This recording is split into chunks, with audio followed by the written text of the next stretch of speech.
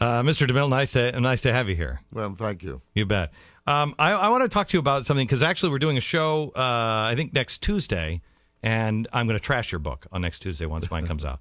Now I'll tell you, buy his book because it's great, but buy it before Tuesday because all of a sudden it's like it goes bad when it sits on the shelf after a week. But you're going to do a show with me next week, and we're going to kind of talk about fiction writers and how they can, it's your job to war game and to take things that are possible and write a story. And, for instance, you wrote a story about, in 2000, about a Libyan terrorist taking an airliner, gassing everybody. After 9/11, they were ready to round you up and say, let's talk about this, right? Yeah, I did a lot of research with the Joint Terrorism Task Force here in the city, and they said to me, I said, what is the next target in the United States? What is the next target in America for terrorists? And they said the World Trade Center, and this was in the year 2000. The World Trade Center had been attacked, if we remember, in February 1993 with a truck bomb in the basement. And they said, look, they missed, and they're going to do it next time.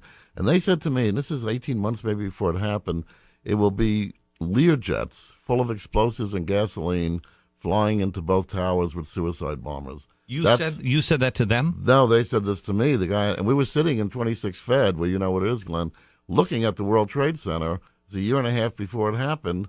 They were positive that this was the target because they had missed in 93. The bad guys had missed, and they knew about the Mideasterners taking flying lessons, and they posited that it was going to be Learjets full of explosives.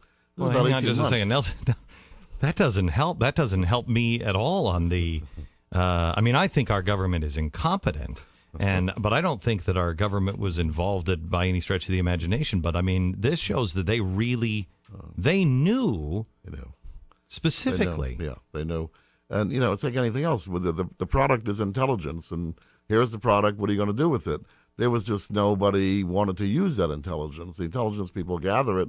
They don't make policy. And what happened, it was not a shock to me when it happened that morning because I heard it a year and a half before. Wow. Holy cow. And so then, have you ever been called a conspiracy? Because, your job is to piece things together and then write a fictional story on it. But... I do this. This story that I've written for the Overton Window, and I'd like to know if this has ever happened to you. As I'm writing it, we had to go back and change things because they were moving at such a rapid pace. Yeah. They were happening. Have you had that? Yeah, well, that's what happens when you write, and you saw that when you write a novel, and the novel can take a year to write, and events are starting to overtake the novel. As far as conspiracy.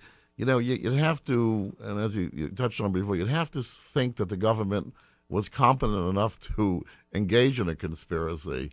And it's not always, and then keep it quiet. And then keep it quiet. I just don't think that's possible. No, but I think there are private people who will and do engage in conspiracies who are a little bit more, maybe a little bit more effective than the government. Which is kind of what your new book, the follow-up here is. Yeah. The Lion. It's a guy, and I mean...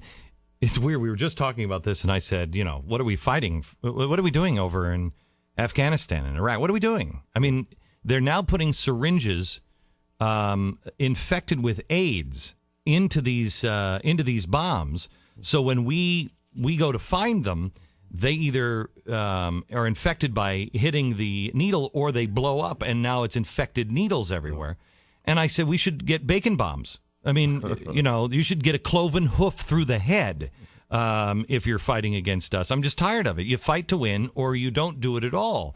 And this is really kind of the theory of one of the characters in this story actually is a wealthy guy and says, let's just go. What are we doing? Right? Yeah. I mean, Afghanistan is now the longest war in our history, as you know. And the war in Iraq is right behind it.